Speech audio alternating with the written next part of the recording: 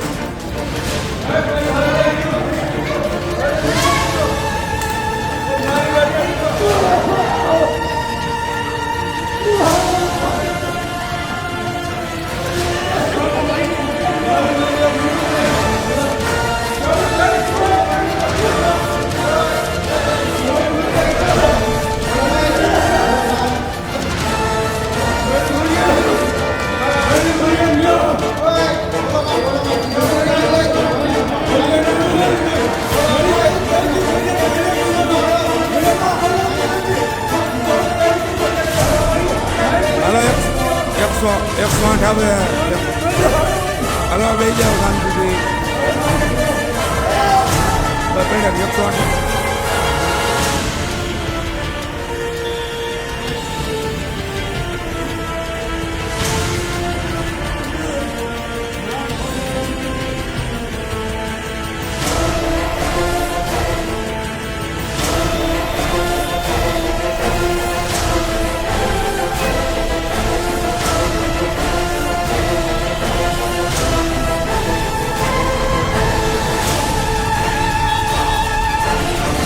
Video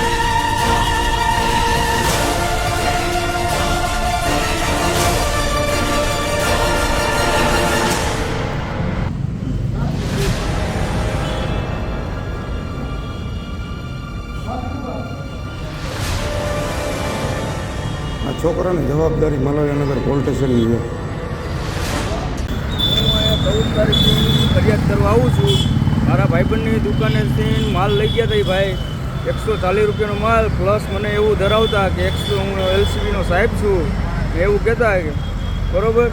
મેં કીધું કાંઈ વાંધો નહીં સાહેબ, હોય તો સાહેબ પૈસા તો દેવા જોશે, એમાં ન હાલે.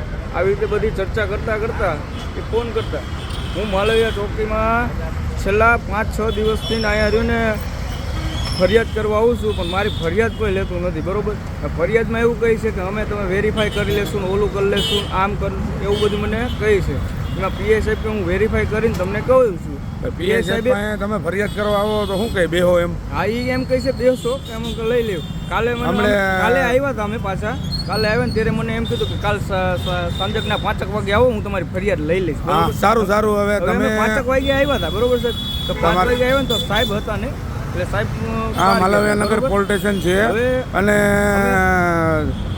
મલાવીનગર પોલીસ સ્ટેશનના પીઆઈ એને અમે મળતા એને કીધું કે તમારી ફરિયાદ લઈ લેવું, પણ આ કાંઈ કોઈ ધ્યાન દેતું નથી. ડિસ્ટાફને કહી તો ડિસ્ટાફે અમારી અમે ખોટા અમારી ઉપર ચડી બે છે, તમને ખોટા ગુનામાં ફિટ કરી દેવું, તમે આમાં આવોમાં બરાબર. અને પીઆઈ જે છે દેસાઈ સાહેબ એ ફરિયાદ લેવાનું આ પાડે છે, અને પછી અમે આવીએ એટલે વહી જાય ક્યાંક બહાર. પછી એમ કે હું તપાસમાં આવું, મારા એટલી વાર લાગશે ને અહીંયા. અને અમને આખી રાત બેહાડે. 14 તારીખથી આજ 17 તારીખ થઈ. એના કેમેરા તપાસ કરવા અમે કોર્ટમાં જે તે સમયે કોઈ પણ વસ્તુ અમે કાંઈ કરશું, કોર્ટમાં અરજી દેવું કે કોઈ પણ વસ્તુ અમારી અહીંયા થશે અને કાંઈ પણ વસ્તુ આ લોકો કરશે ફરિયાદ નથી લેતા, એના ઘરની ફેમિલીની જવાબદારી પીઆઈ અને દેસાઈ સાહેબની, પીઆઈ દેસાઈ સાહેબ છે જે એની રહેશે.